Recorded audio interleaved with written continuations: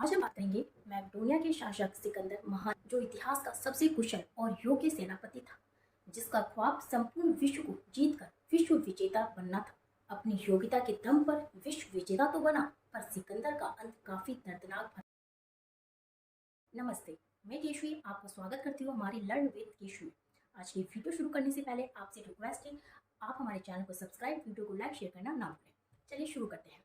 सिकंदर यानी Alexander the great के पिता का नाम फिलिप था और माता का नाम ऑलन पियाजता अलेक्जेंडर की एक बहन भी थी। इन दोनों की परवरिश पेला के शाही दरबार में हुई थी। अलेक्जेंडर ने अपने पिता द्वारा मैकेडोनिया को एक सामान्य राज्य से महान सैन्य शक्ति में बदलते देखा था। अपने पिता की बाल्कन्स में जीत पर जीत दर्ज करते हुए देखते हुए सिकंदर बड़ा हुआ था।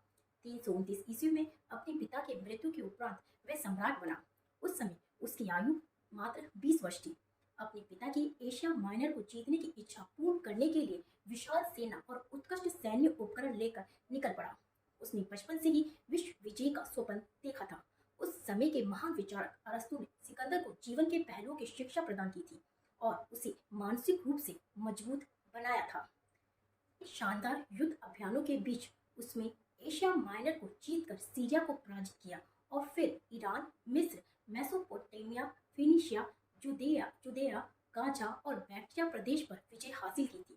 मिस्र में 327 ईसा पूर्व में उसने अलेक्जेंड्रिया नामक एक नया नगर बसाया था। वहां उसने एक विश्वविद्यालय की भी स्थापना की थी। उल्लेखनीय यह है कि उपयुक्त क्षेत्र उस समय फारसी साम्राज्य के अंग थे और फारसी साम्राज्य सिकंदर के अपने साम्राज्य से कोई 40 गुना बड़ा था। वहां के राजा डैरियस द्वितीय को अरबेला के युद्ध में हराकर वह स्वयं वहां का राजा बन गया। फारसी में उसे एस्कंदर ए मकदूनी या मैसिडोनिया का अलेक्जेंडर और हिंदी में सिकंदर महान कहा जाता है। जनता का हृदय जीतने के लिए उसने फारसी राजकुमारी रुखसाना से विवाह भी कर लिया था। यूनानी शासक सिकंदर ने भारत पर आक्रमण 326 ईसा पूर्व में किया और पंजाब में सिंध नदी के तट तक पहुंचा। भारत में आक्रमण के समय चाणक्य तक्षशिला में अध्यापक थे। तक्षशिला के राजा आम्बी ने सिकंदर की अधीनता को स्वीकार कर लिया था। चाणक्य ने भारतीय संस्कृति को बचाने के लिए अब सभी राजाओं से आग्रह किया, किंतु सिकंदर से लड़ने कोई नहीं आया और पश्चिमी उत्तर प्रदेश के अनेक राजाओं ने तक्षशिला की देखा देख सिकंदर के सामने आत्मसमर्पण कर दिया था। वहां से सिकंदर पूर्व के राज्य की तरफ बढ़ा, जो झेलम और चिनाब नदी के बीच बसा हुआ था। तो में पूर्व यानी पौरस पराजित हुआ, परंतु उसकी वीरता से प्रभावित होकर सिकंदर ने उसे अपना मित्र बनाकर उसे उसका राज्य तथा कुछ नए इलाके दे दिए थे। यहाँ से वे व्यास नदी तक पहुंचा, परंतु वहां से उसे वापस लौटना पड़ा।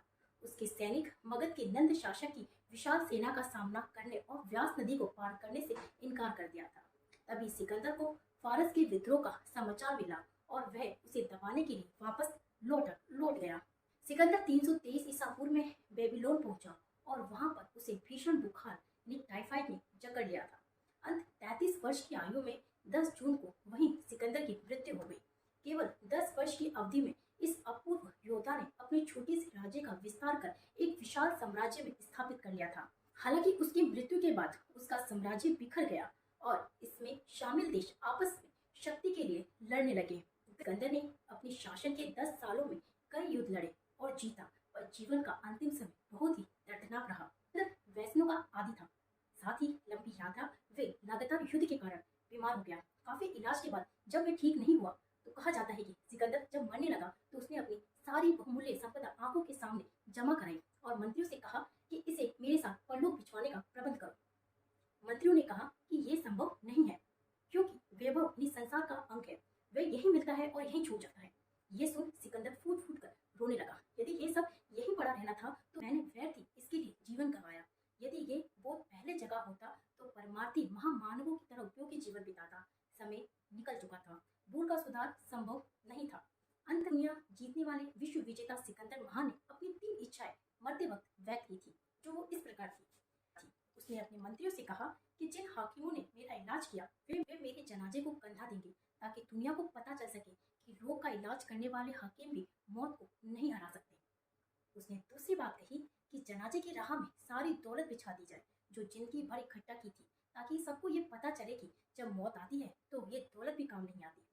तीसरी इसकी इच्छा ये थी कि जब जनाजा निकाला जाए तो उसके दोनों हथेली बाहर की ओर लटकाए जाए, ताकि लोगों को पता चले कि इंसान धरती पर खाली हाथ आता है और खाली हाथ ही लौट जाता है। सिकंदर की मृत्यु के बाद जब उसकी अर्थी जब ले जाया गया, तब अर्थी के बाहर सिकंदर के दोनों हाथ बाहर लटके हुए थे, जिससे दुनिया जान सके जिसने अपने हाथ में सब कुछ भर लेना चाहा था, वे हाथ भी आखिर खाली ही थे। सच भी तो है, इंसान खाली हाथ दुनिया में आता है और वैसे ही खाली हाथ ही उसे जाना पड़ता है, चाहे वो कितना ही महान बन जाए। इसीलिए तो कहा गया है, क्यों इतरा रहा है, अरे क्यों इतरा रहा है दीवाने दौलत के नशे पर, क्यों इतरा रहा है दीवाने दौलत के नशे पर। 4 दिन की ये जिंदगी है, 4 दिन की है जिंदगी है, कौन लेके जाएगा, अरे कौन लेके जाएगा। इसी पर जाते जाते सिकंदर भी बात पते की कह गया, खाली हाथ आया था और खाली हाथ जाएगा, खाली हाथ आया था और खाली हाथ जाएगा। आपको ये वीडियो कैसे लगे प्लीज कमेंट करें, साथ ही हमारे चैनल को सब्सक्राइब, वीडियो को लाइक शेयर करना ना भूलें।